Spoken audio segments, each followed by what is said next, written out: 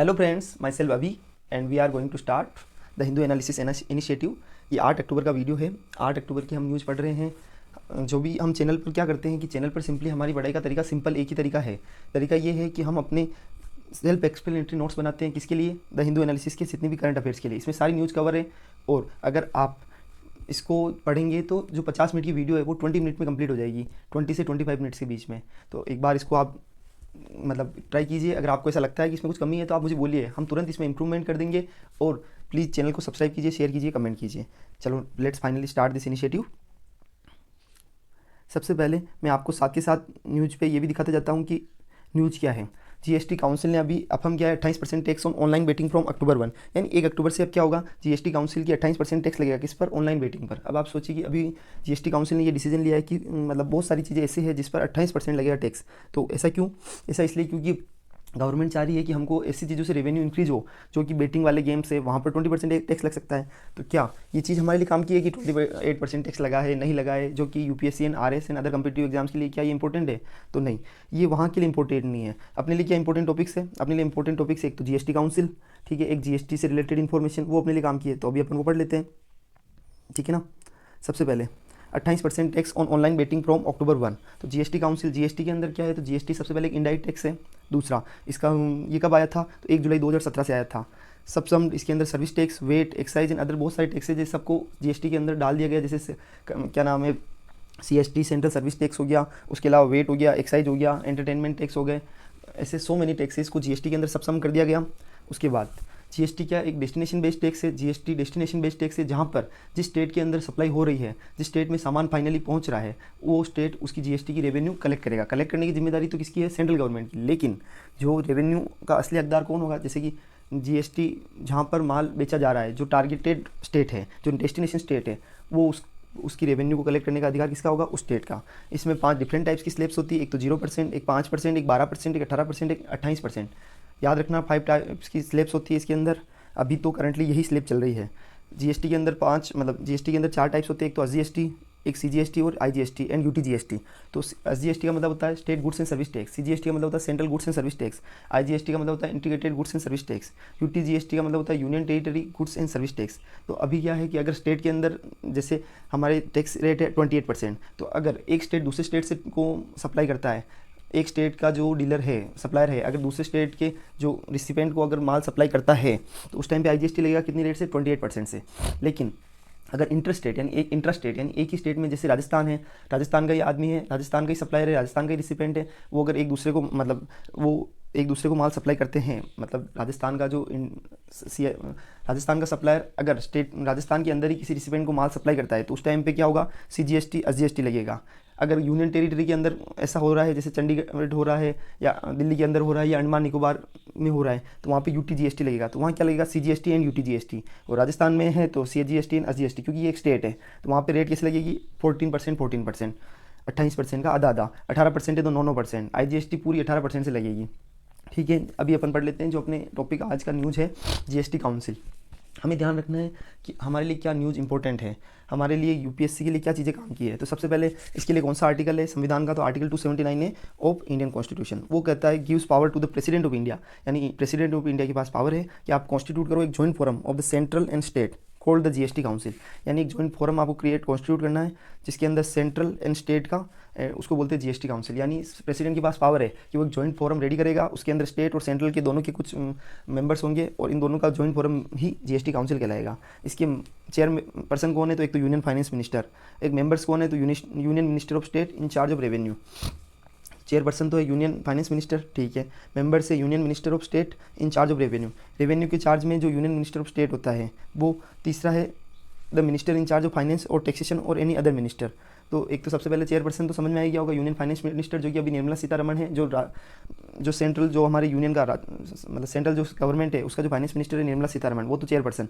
Members होते हैं union minister of state in charge of revenue. Revenue के अंदर जो स्टेट के जो यूनियन मिनिस्टर्स है वो, plus the minister in charge of finance और taxation on any other ministers, ये स्टेट के मेंबर्स होते हैं। इसके अंदर सेंट्रल और स्टेट दोनों के मेंबर्स आ गए हैं। अब इसको नॉमिनेट कौन, मतलब nominated by each state government, जो मेंबर्स है उनको कौन नॉमिनेट करेगा, स्टेट गवर्नमेंट वाले, उनको स्टेट गवर्नमेंट नॉमिनेट करेगी, जो कि फाइनेंस के चार्ज में होंगे, या अदर मिनिस्टर्स भी हो सकते हैं, टैक्सेशन के चार्ज में भी हो सकते हैं। उनका फंक्शंस क्या होगा, तो मॉडिफाई करना, रिकनसाइल करना, रिकमेंडेशंस देना यूनियन गवर्नमेंट को, जैसे एग्जेम्प्ट गुड्स, यानी ये गुड्स एग्जेम्प्ट रहेगा या नहीं रहेगा, इस गुड्स पे ये टैरिफ रहेगी, इसका 5% से 18% हो जाएगा, इसका 28% हो जाएगा, 14 से मतलब 9% से 9% यानी 18% से 28% इसकी रेट होगी। इस तरह टैरिफ को चेंज करना, टैरिफ के अंदर मॉडिफिकेशन करना, रिकमेंडेशन देना यूनियन गवर्नमेंट को, ये सारे काम जीएसटी काउंसिल के हैं। अब एक जीएसटी अपीलेट ट्राइब्यूनल समझ लो इसको, सीजीएसटी एक्ट के अंदर एक पावर दिया गया है कि सेंट्रल मतलब सीजीएसटी एक्ट जो है वो सेंट्रल गवर्नमेंट को पावर देता है कि आप एक कॉन्स्टिट्यूट कर सकते हो जीएसटी काउंसिल की रिकमेंडेशन पे एक अपीलेट ट्राइब्यूनल, जिसको जीएसटी अपीलेट ट्राइब्यूनल बोला जाएगा। जीएसटी अपीलेट ट्राइब्यूनल क्या है,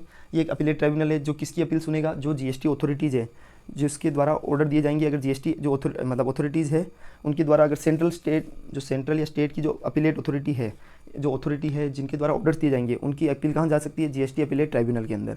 अब सीजीएसटी ये अपील के केस में सेकंड अपील का ऑप्शन है, it is a form of second appeal and first common form of dispute resolution between centre and state. अगर सेंटर और स्टेट के बीच में अगर कोई भी डिस्प्यूट होता है तो उसका पहला मतलब फर्स्ट कॉमन फॉर्म कौन सा है, मतलब कहने का मतलब ये है कि अगर सेंटर और स्टेट दोनों के बीच में अगर कोई भी डिस्प्यूट होता है तो उसका सीधा सीधा मामला कहाँ जाएगा, जीएसटी अपीलेट ट्राइब्यूनल के अंदर। लेकिन अगर पहले मामला अगर अपीलेट अथॉरिटी ने कुछ ऑर्डर दिया है तो उसके अगेंस्ट कहाँ जा सकते हैं, जीएसटी अपीलेट ट्राइब्यूनल के पास। तो इस तरह ये मामला सेकंड फोरम है अपील के केस में, लेकिन ओरिजिनल डेस्टिनेशन है किसके लिए, अगर कोई डिस्प्यूट होता है सेंट्रल और स्टेट के बीच में।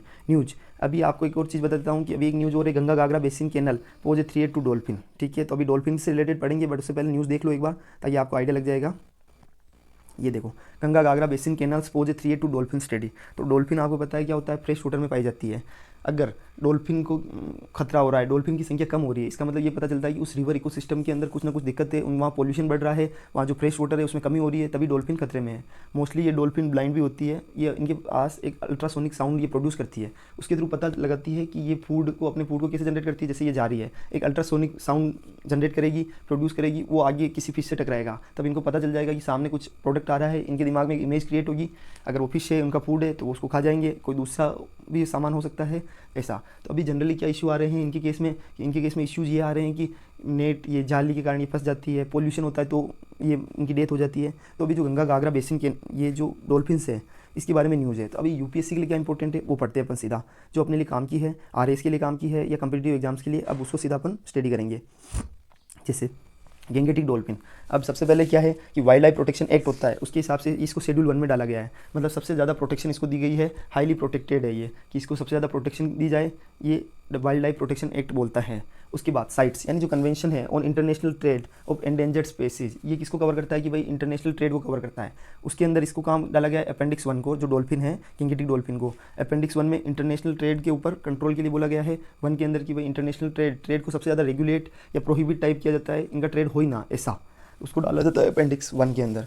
फिर है IUCN की एंडेंजर्ड कैटेगरी, अपन ने कल भी ये पढ़ा था कि भाई 9 टाइप्स की IUCN की रेड लिस्ट के अंदर 9 कैटेगरीज होती है, जिसके अंदर एक्सटिंक्ट इन वाइल्ड, मतलब सबसे पहले एक्सटिंक्ट इन वाइल्ड, उसके अलावा क्रिटिकली एंडेंजर्ड, वल्नरेबल, उसके अलावा और क्या हो सकते हैं, और data deficient, not evaluated, list concern, ये वाले जो सारे ऑप्शन है वो अपन ने पढ़ लिए हैं कि लिस्ट कंसर्न है, नियर थ्रेटन्ड है। तो ये 9 टाइप की कैटेगरीज होती है। तो IUCN के अंदर एंडेंजर्ड लिस्ट है, अगर एंडेंजर्ड में भी इनको अभी टाइमली इस पर फोकस नहीं गया तो ये क्रिटिकली एंडेंजर्ड में चले जाएंगे, और उसके बाद धीरे धीरे एक्सटिंक्ट इन वाइल्ड और फिर एक्सटिंक्ट में ऑप्शन में चले जाएंगे। तो अपन ऐसा करेंगे, हम सब मिलकर एक टॉपिक को धीरे धीरे इसके अंदर एंडेंजर्ड कैटेगरी और ये सारी चीज़ों को एक बार, इसके अंदर बहुत सारी टर्म्स कंडीशन है, तो हम सारी चीज़ों को पढ़ेंगे, उससे कि आपको सारी चीज़ें समझ में आ जाएगी। लेकिन we will discuss on this later. लेकिन अभी मेन टॉपिक पे चलते हैं कि गैंगेटिक डॉल्फिन IUCN के अंदर एंडेंजर्ड कैटेगरी में है। उसके बाद साइंटिफिक नेम इसका क्या है, तो प्लांटानिस्टा गैंगेटिका इसका नाम है, इसका साइंटिफिक नेम है। इसको डिस्कवर कब किया गया था, 1801 में इसका डिस्कवर किया गया था। लिव इन गंगा ब्रह्मपुत्र, जो गंगा नदी, ब्रह्मपुत्र नदी, मेघना नदी, कर्णफुली नदी, सांगू रिवर सिस्टम, उसके अंदर ये पाई जाती है। और नेपाल, इंडिया और बांग्लादेश, जो 3 जो वर्ल्ड की कंट्रीज़ है, नेपाल, इंडिया, बांग्लादेश, उसके गंगा, ब्रह्मपुत्र, मेघना, कर्णफुली, सांगू रिवर सिस्टम के अंदर गैंगेटिक डॉल्फिन पाई जाती है। ये एक फ्रेश वाटर डॉल्फिन है, ऑलरेडी पढ़ लिया है अपन ने, मतलब हम सब ने इसको ऑलरेडी पढ़ लिया है। उसके बाद इसेंशियली ये ब्लाइंड होती है, प्रोड्यूस करती है ultrasonic sound and find his food ये फाइंड हीज हर फूड। उसके अलावा अदर नेम इसको सुसु भी बोला जाता है। ग्लोबल पॉपुलेशन इसकी 4000 है और 80% इंडियन सब कॉन्टिनेंट में पाई जाती है। ऐसा नहीं है दूसरी का भी पाई जाती है, लेकिन मोस्टली जो लिविंग एरिया है ये वाला है, इंडियन कॉन्टिनेंट सब कॉन्टिनेंट वाला। It is indicator of health of entire river of ecosystem, यानी एंटायर रिवर ऑफ इकोसिस्टम की हेल्थ को डिसाइड करती है, क्योंकि अगर पॉल्यूशन होगा तो इसकी डेथ हो जाएगी, फ्रेश वाटर में रह सकती है, तो इसका मतलब हो गया it is indicator of health of entire river of ecosystem. 3 क्या है, तो पॉल्यूशन के कारण इसको खतरा है, फिशिंग नेट्स के कारण इसको खतरा है। तो ये हमने ऑलरेडी डिस्कस कर दिया है, बहुत सिंपल है, टॉपिक पढ़ते जाओ। कभी भी अपने लिए सारी न्यूज़ काम की नहीं है, अपने को ये देखना है कि उसमें से अपने लिए कौन सा कंटेंट काम का है, और सबसे बड़ी बात आपको कौन सा कंटेंट मिल रहा है, सारी चीज़ें लिखी हुई, वो भी सिंपल फॉर्मेट में। आप चाहो तो एक प्रॉपर नोटबुक बना सकते हो जिसके अंदर डेली वाइज नोट लिखते जाओ, आपको सारी चीज़ें ईजी लगने लग जाएगी। अब नाउ ए मोर इफेक्शियस इन एक्सपेंसिव मलेरिया वैक्सीन, तो मलेरिया वैक्सीन के बारे में है, ऑलरेडी इसका भी मैंने आर्टिकल आपको अपलोड किया है कि मलेरिया वैक्सीन के बारे में। 1 सेकंड है ना। नाउ ए मोर इफेक्शियस इन एक्सपेंसिव मलेरिया वैक्सीन, तो अभी WHO ने मतलब रिकमेंड किया है एक नई वैक्सीन को। ऑलरेडी उस वैक्सीन को कौन बना रहा है, एक सीरम इंस्टीट्यूट ऑफ इंडिया और यूनिवर्सिटी ऑफ एक्सपोर्ट ने उसको डेवलप किया है, और मैन्युफैक्चर कौन कर रहा है, सीरम इंस्टीट्यूट ऑफ इंडिया, जिसने अपनी कोविड वैक्सीन, जो कोविन वैक्सीन थी कोरोना वायरस की, उसको भी उन्होंने ही मैन्युफैक्चर किया था, सीरम इंस्टीट्यूट ऑफ इंडिया ने। तो जो अभी इस बारे में हमको क्या देखना है कि अभी मलेरिया वैक्सीन को धीरे धीरे WHO जल्दी से इसको अप्रूव करने वाला है। अभी वो 3rd ट्रायल फेज उसका खत्म होने वाला है, मतलब हो चल रहा है, और WHO भी उसके लिए उसको रिकमेंड करने वाला है। तो नाउ अपन इस टॉपिक पे आ जाते हैं, मलेरिया पे। मतलब जो ये सबसे पहले न्यूज़ आपने पढ़ी ली है। अब नाउ 2021 में क्या हुआ था उसका कंटेंट सुनो। 250 मिलियन मलेरिया के केसेस वर्ल्ड वाइड मिले थे। 247 मिलियन, 1 मिलियन में 10 लाख होते हैं, इंटू 247 कर दो आप, तो 24 करोड़ के आसपास केस आपको केवल मलेरिया केस मिल रहे हैं। 6,19,000 डेथ किससे हुई थी, मलेरिया से 2021 में। अब वैक्सीन कौन कौन सी है, तो एक बच्चों की वैक्सीन है RTS-AS01 malaria vaccine among children's के बीच में, याद रखना RTS-AS01, UPSC के अंदर स्टेटमेंट वाइज क्वेश्चन आ सकता है। सेकंड अभी जो वैक्सीन आई है R21 matrix developed by the university of Oxford, जिसको डेवलप किसने किया है, यूनिवर्सिटी ऑफ ऑक्सफोर्ड। मैन्युफैक्चर कौन करेगा, serum institute of India, recently जिसने इसको अप्रूव, मतलब WHO ने इसके लिए रिकमेंडेशन दे दी है, और फाइनली ये थोड़े टाइम बाद मार्केट में मैन्युफैक्चर भी होना स्टार्ट हो जाएगी। द मैट्रिक्स कंपोनेंट, अभी जो ये R21 वैक्सीन है उसके अंदर अपन पढ़ रहे हैं कि जो मैट्रिक्स कंपोनेंट है ये प्रोप्राइटरी सेपोनिन बेस्ड एडजुवेंट है, डेवलप्ड बाय नोवावैक्स, यानी ये एक सेपोनिन बेस्ड एडजुवेंट है। जो मैट्रिक्स कंपोनेंट जो इसके अंदर सबसे मेन पार्ट किसका है, मैट्रिक्स कंपोनेंट का, वो एक सेपोनिन है, सेपोनिन बेस्ड एडजुवेंट है, जिसको डेवलप किया गया है नोवावैक्स के द्वारा। अब एडजुवेंट क्या होता है, एडजुवेंट एक इंग्रेडिएंट होता है इन ए वैक्सीन, वैक्सीन के अंदर एक इंग्रेडिएंट होता है जो क्या एनहांस करता है, immune system response to that vaccine, यानी वैक्सीन के द्वारा इम्यून सिस्टम को स्ट्रॉन्ग किया जाता है। तो इम्यून सिस्टम की जो एफिशिएंसी है उसको एनहांस करने का काम कौन सा इंग्रेडिएंट करता है, एडजुवेंट करता है, ठीक है। अब एडजुवेंट हेल्प करता है इम्यून सिस्टम स्ट्रॉन्ग, एडजुवेंट का काम क्या है, इम्यून सिस्टम को स्ट्रॉन्ग भी बनाता है, और प्रॉब्लम्स को लॉन्ग रन तक मतलब टैकल करने के लिए भी एडजुवेंट हेल्प करता है। उसके बाद मैट्रिक्स जो एडजुवेंट होती है, अभी हमने ये तो पढ़ लिया कि एडजुवेंट का काम क्या होता है, इम्यून सिस्टम को स्ट्रॉन्ग बनाना, प्रॉब्लम्स को लॉन्ग रन तक देखना है, और इफेक्टिव बनाना इम्यून सिस्टम को अल्टीमेटली। उसके बाद अब मैट्रिक्स कंपोनेंट में क्या होता है, इस डिराइव्ड फ्रॉम सेपोनिन, यानी एक सेपोनिन से डिराइव किया जाता है। जो मैट्रिक्स एडजुवेंट है उस इंग्रेडिएंट को, वो नेचुरली कहाँ पाया जाता है, जो बार्क होती है, बार्क यानी जो छाल होती है जिसको अपन पेड़ की छाल बोलते हैं, वो कुलिजा सेपोनिनेरिया ट्री होता है। मतलब जो चील नाम का जो देश है चिले, उसके यहाँ पे क्विल्जा सेपोनेरिया नाम का एक ट्री है, उसकी बार्क के अंदर ये पाया जाता है। सेपोनिन नाम का ये जो मेट्रोक्स मिक्स एडजुवेंट वहाँ पे पाया जाता है, सेपोनिन के अंदर पाया जाता है। और सेपोनिन कहाँ पे फाउंड होता है, क्वालिजा सेपोनेरिया ट्री के अंदर। अब सेपोनिन है वे मेडिकल यूज, इसका सेपोनिन का मेडिकल यूज भी होता है। अब नाउ मलेरिया के टॉपिक पे आ जाते हैं। समझ लो अभी अपन ने वैक्सीन के टॉपिक पढ़ लिए हैं, UPSC में कुछ भी आ सकता है, तो हमारे को सारी एस्पेक्ट से क्लियर होना होगा। मलेरिया ये लाइफ थ्रेटनिंग डिसीज है मलेरिया बाय द, और कौन सा, इसको प्लाज्मोडियम पैरासाइट के द्वारा होती है ये। तो प्लाज्मोडियम पैरासाइट जो ये है इसको ट्रांसमिट किया जाता है, ह्यूमंस के अंदर ट्रांसमिट होता है through the bite of infected female anopheles mosquito, यानी जो एनोफोली जो फीमेल मच्छर होता है वो जब काटता है उसके कारण क्या हो जाता है, प्लाज्मोडियम पैरासाइट हो जाता है, और उसके कारण मलेरिया फैल जाता है। अब प्लाज्मोडियम पैरासाइट के अंदर 5 स्पीसीज होती है जो मलेरिया फैलाती है। उसके अंदर सबसे ज़्यादा जो घातक होती है, जिसको सबसे खतरनाक बोलते हैं, वो होती है पी फाल्सीपरम और पी विवेक्स, याद रखना। और इंडिया के अंदर सबसे ज़्यादा पी विवेक्स नाम की जो ये प्लाज्मोडियम पैरासाइट है उसके कारण मोस्टली इंडिया के अंदर मलेरिया फैलता है। और मोस्टली फाउंड ये अफ्रीकन कंट्रीज़ के अंदर मलेरिया के केसेस ज़्यादा फाउंड होते हैं, क्योंकि वहाँ प्रॉपर वैक्सीन का अवेलेबल नहीं है, वहाँ ज़्यादा केसेज होते हैं। अब नेक्स्ट टॉपिक है how plastic affect our daily life. समझ में आ रहा है, धीरे धीरे आपको समझ में आ रहा होगा, हम बिल्कुल सिंपल तरीके से पढ़ रहे हैं। अगर आपको कुछ भी इश्यू लगता है तो आप कमेंट कीजिए। नाउ नेक्स्ट टॉपिक है how plastic affect our daily life. Daily life को में प्लास्टिक कैसे अफेक्ट करता है, तो सबसे पहले टॉपिक देख लो आप एक बार कि कैसे प्लास्टिक का जो न्यूज़ है उसको देख लो, how plastic affect our daily life. तो इसका पूरा जो ये दे रखा है इन्होंने, जो हमारे स्पीकिंग साइंस डॉक्टर बाला सुब्रमण्यम है, उन्होंने इसके बारे में लिखा है। तो हम क्या करेंगे, इसको सिंपल आपको मैं बहुत ही सिंपल तरीके से ये आर्टिकल को पढ़ाने वाला हूँ, बहुत सिंपल, इसमें ऐसा कुछ स्पेशल है भी नहीं वैसे आर्टिकल में, बट फिर भी सबसे पहले how plastic affect our daily life जो इन्होंने दे रखा है। सबसे पहले इसको यूज़ किया गया था फर्स्ट यूज इन 1907, 1907 में इसको पहली बार यूज़ किया गया था प्लास्टिक को। धीरे धीरे प्लास्टिक का यूज़ बढ़ता गया और अब ऐसा हो गया कि हमारे डेली यूज़ में भी प्लास्टिक यूज़ में आने लगा है। ये सारी चीज़ें मैं आर्टिकल से रिलेटेड बोल रहा हूँ पहले, उसके बाद अपन अपने जो कंटेंट एक्स्ट्रा पढ़ना है वो बाद में पढ़ेंगे। पहले मैं आर्टिकल की चीज़ें समझा देता हूँ क्योंकि ये साइंस टेक का है, इसलिए मैं आपको बता रहा हूँ। तो सबसे पहले पहली बार यूज हुआ था 1907 में। इसको यूज किया गया था वेजिटेबल्स में, मार्केट्स में, सिनेमा में, food packaging and so many things में अभी यूज़ होने लग गया है ये। पहले सिर्फ कहाँ यूज़ होता था, पहले तो सिर्फ 1907 में आया था, लेकिन धीरे धीरे इसका यूज़ इतना बढ़ता गया कि नाउ आजकल ये हमारी जो प्राइवेट लाइफ है, सोशल लाइफ है, पब्लिक लाइफ है, उसका पूरा पार्ट बन चुका है। अगर सब्जी लेने भी जाएंगे तो क्या लेके जाएंगे, थैली लेके जाएंगे, प्लास्टिक लेके जाएंगे, मार्केट में जाएंगे, सिनेमा में जाएंगे, सब जगह हमारे को इसकी हैबिट हो गई है। फूड को पैक करना है तो भी प्लास्टिक से पैकिंग होगी। तो इस तरह से ये डेली यूज़ का पार्ट बन चुका है। नाउ अभी प्लास्टिक यहाँ तो यूज हो रहा है, उसके अलावा प्लास्टिक सी के अंदर, रिवर सिस्टम के अंदर भी प्लास्टिक माइक्रो प्लास्टिक के रूप में फाउंड किया जाता है। जैसे धीरे धीरे प्लास्टिक के जो सिंगल यूज प्लास्टिक है या जो प्लास्टिक है वो सी की लहरों से, वाइंड से, हवा से, इनसे टकरा कर वो प्लास्टिक टूट जाता है। टूट कर वो इतना छोटा हो जाता है कि जो हमारे 1 इंच का जो 5वां हिस्सा है उससे भी छोटा हो जाता है। और इतना छोटा होने के बाद धीरे धीरे वो वहाँ किसी के जो मतलब प्लैंकटन है उनके द्वारा इसको प्लास्टिक को खा लिया जाता है। प्लैंकटन को बहुत सारे फिशेज खाती है, बहुत सारी जानवर खाते हैं, तो वो धीरे धीरे सी सिस्टम, रिवर सिस्टम का पार्ट बन गया है। और वो धीरे धीरे जनरली हम खाते हैं, मतलब इंसान खाता है किसको, फिशेज को, और धीरे धीरे वो हमारे फूड सिस्टम का भी माइक्रो प्लास्टिक पार्ट बन गया है, जिसके कारण बहुत सारी जो बीमारियाँ होती है वो भी होने लग गई है। Now slowly it is converting into micro plastic, ये अभी समझा दिया आपको। It is creating river ecosystem, marine pollution create करने का काम भी ये कर रहा है। कौन कर रहा है, प्लास्टिक। और धीरे धीरे माइक्रो प्लास्टिक फिश में जाएगा, फिश के द्वारा किसको खाए, मतलब फिश कौन खा, किसको, फिशों को कौन, जो फिशेज है उनको कौन खाएगा, तो उनको इंसान खाएगा। और इंसान के बाद धीरे धीरे वो हमारे फूड सिस्टम का पार्ट भी बन जाएगा।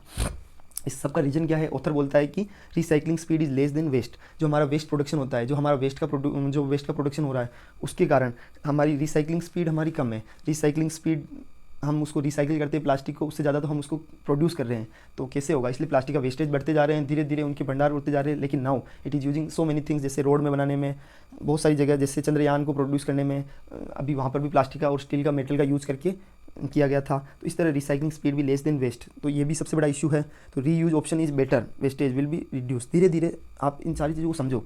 मेरे कहने का तात्पर्य ये है कि जो recycling speed is less than waste, तो इस तरह रिसाइकलिंग स्पीड बहुत कम है। तो नाउ अभी ऑथर बोलता है कि आपने को सबसे बढ़िया ऑप्शन है इसको यूज़ करने का, या आप इसको रीयूज़ करो। अगर कोई प्लास्टिक का थैला है उसकी जगह आप कपड़े का थैला का यूज़ करो सब्जी के लिए, या फिर जैसे बोतल है तो बोतल ऑलरेडी पानी पी लिया है उससे, तो उसके बिस्लरी की बोतल से अगर पानी पिया है तो उस बोतल का उसमें नॉर्मल वाटर भर के उसको यूज़ कर सकते हो। उसको आप कहीं पे सजावट के सामान के लिए यूज़ कर सकते हो। इस तरह उसका रीयूज़ करना चाहिए, तभी जाके हम प्लास्टिक वेस्ट को कंट्रोल कर सकते हैं। उसको फेंकने की बजाय हमको उसको यूज़ करना चाहिए, तभी जाके उसको रिसाइकलिंग भी प्रॉपर होगा, रीयूज़ भी प्रॉपर होगा, तभी जाके हम इस वेस्टेज के साथ डील कर सकते हैं। अब न्यूज़ से रिलेटेड क्या है, तो प्लास्टिक वेस्ट में बहुत सारे टाइप्स होते हैं। एक तो सिंगल यूज़ प्लास्टिक, जो कि एक बार सिंगल यूज़ किया और उसको फेंक दिया जाता है, तो प्लास्टिक को डिस्कार्ड कर दिया जाता है। माइक्रो प्लास्टिक हमने ऑलरेडी पढ़ लिया कि सी, सनलाइट, वाइंड एंड वेव के कारण वो प्लास्टिक धीरे धीरे टुकड़ों में टूट जाता है, स्मॉल पार्टिकल में, और उसकी साइज़ 1 इंच के 5वें हिस्से से भी कम होती है।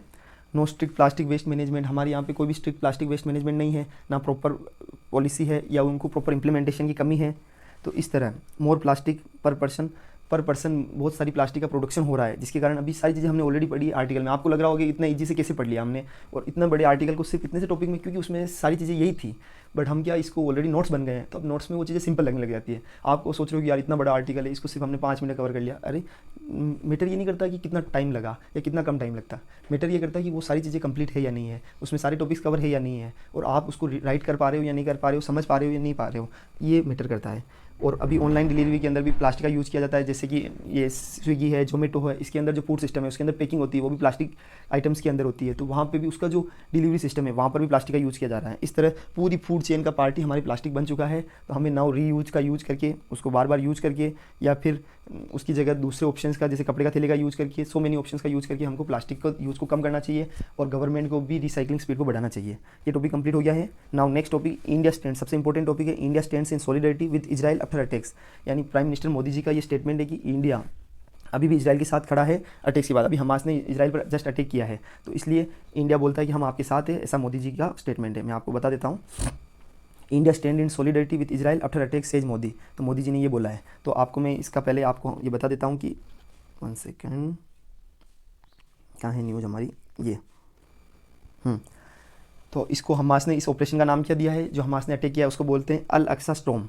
हमास ने ये ऑपरेशन दिया है क्योंकि अल अक्सा नाम की एक वहाँ पर मॉस्क्यू है, तो उसके अंदर क्या हुआ, आज से कुछ टाइम मतलब बहुत समय पहले ऐसा हुआ कि अल अक्सा मस्जिद के अंदर से पथराव होता था, ऐसा इजराइल की गवर्नमेंट बोल रही है। तो इजराइल की गवर्नमेंट ने अपने ट्रूप्स को वहाँ भेज दिया, और जब वो मॉस्क्यू में चले गए मस्जिद के अंदर, तो उसके बाद हमास ने बोला है कि हम ऐसा नहीं होने देंगे, इस तरह दोनों के बीच में अटैक चल रहा है।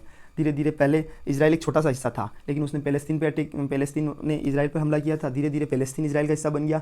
इस तरह पूरा इजराइल कंप्लीट, इजराइल एक छोटे से हिस्से से अभी पूरा देश बन चुका है। उसको इंटरनेशनल जो रिकग्निशन भी सबसे पहले इंडिया ने ही दिया था। तो मैं आपको इसको समझा देता हूँ अभी अपने लिए कैसे इंडिया इजराइल रिलेशनशिप, इसमें से काम की चीज़ क्या है हमारे लिए। ये काम की चीज़ नहीं है कि अटैक हुआ नहीं हुआ, वो चीज़ काम की नहीं है हमारे लिए। सबसे पहले तो लोकेशन देख लो आप, कि आपको जाके क्या करना है, मैप के अंदर जाके लोकेशन को चेक करना है कि इजराइल की लोकेशन कहाँ है, पहला पॉइंट। दूसरा, इंडिया इजराइल की रिलेशनशिप कैसी है, तो सबसे पहले इंडिया ने इसको रिकग्नाइज कब किया था, इजराइल को 1950 में, 1950 में, और फुल डिप्लोमेटिक टाई कब से स्टार्ट हुए थे, 1992 में। तो 1950 में रिकग्निशन मिला इजराइल को इंडिया के द्वारा, और इसकी डिप्लोमेटिक टाई हमारे दोनों की 1992 में स्टार्ट हो गए थे। इकोनॉमी कौन सी है, तो थर्ड लार्जेस्ट ट्रेड पार्टनर है इजराइल का इंडिया, तीसरा लार्जेस्ट पार्टनर है एशिया के अंदर। तीसरा लार्जेस्ट पार्टनर कौन है इजराइल का, तो इंडिया। और ग्लोबली 7वां लार्जेस्ट पार्टनर है इंडिया इजराइल का इकोनॉमिक केस में। डिफेंस के केस में 40% जो आर्म एक्सपोर्ट होता है इजराइल का, 40% पर ईयर, उसका 40% किसको जाता है, इंडिया को 40% एक्सपोर्ट होता है। एंड फाल्कन एक एयर वार्निंग सिस्टम है इजराइल का है, जिसको इंडिया ने मतलब इंपोर्ट किया है। Falcon, Barak anti missile system है, स्पाइडर है एंटी एयरक्राफ्ट मिसाइल सिस्टम है, anti aircraft missile system Spider है, बराक है एंटी मिसाइल सिस्टम, फाल्कन है एयर वार्निंग सिस्टम।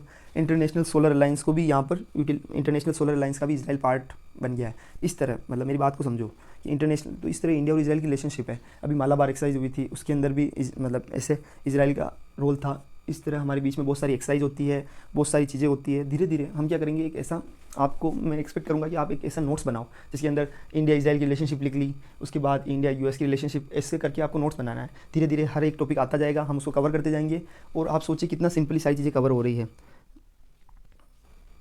अभी आपको लास्ट एक इसमें और बता देता हूँ, दो चीज़ें याद रखना, एक तो गोलन हाइट्स, एक सिनाई। गोलन हाइट्स क्या है, तो मिडिल ईस्ट का एक रीजन है जिसको इजराइल ने कैप्चर कर लिया था, कब, सीरिया से, जब उन्होंने अटैक किया था 1967 की बात है।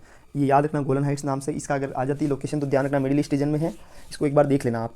सिनाई, इसको कैप्चर किया गया था फ्रॉम इजिप्ट से, return to Egypt after 1979 peace accord, यानी 1979 का जो पीस अकॉर्ड था उसके बाद रिटर्न कर दिया गया था इजिप्ट को 1979 पीस अकॉर्ड के बाद। लेकिन इसको एक बार इजिप्ट से कैप्चर किया गया था, ठीक है ना, उनके साथ रिलेशन चालू हो गए इनके, इसलिए इजराइल ने उसको रिटर्न कर दिया था पीस अकॉर्ड के हिसाब से, और पीस अकॉर्ड में यूएस बीच में था 1979 में। तो इस तरह इंडिया इजराइल की रिलेशनशिप भी हमने पढ़ ली है, सारे टॉपिक्स कंप्लीट है। नाउ धीरे धीरे IUCN भी अपन ने कल पढ़ लिया था कि IUCN 1948 में एस्टेब्लिश हुआ था, उसकी रेड लिस्ट क्या है। ये एक इंटरनेशनल यूनियन है जिसके अंदर गवर्नमेंट्स भी है ग्लोबली, और भी ऑर्गेनाइजेशंस भी है। तो ये अभी ये पॉइंट क्लियर हो गया। 1948 कल पढ़ लिया था। आज अपन ने IUCN की इन्फॉर्मेशन तो आज नहीं आई है, लेकिन आज हमने डॉल्फिन पढ़ा था, तो उससे रिलेटेड IUCN का भी मैंने आपको बता ही दिया है, ठीक है। साथ में हम ऐसा करेंगे, कभी कभी पुराने टॉपिक्स को भी रिवाइज करते जाएंगे, उससे सारी चीज़ें कवर हो जाएगी। Thank you so much. आपको सारी चीज़ें अच्छी लगी होगी। अगर आपको कुछ भी इशू होता है तो आप प्लीज़ कमेंट कीजिए, चैनल को सब्सक्राइब कीजिए, शेयर कीजिए। Thank you so much. जय हिंद, जय भारत, भारत माता की जय।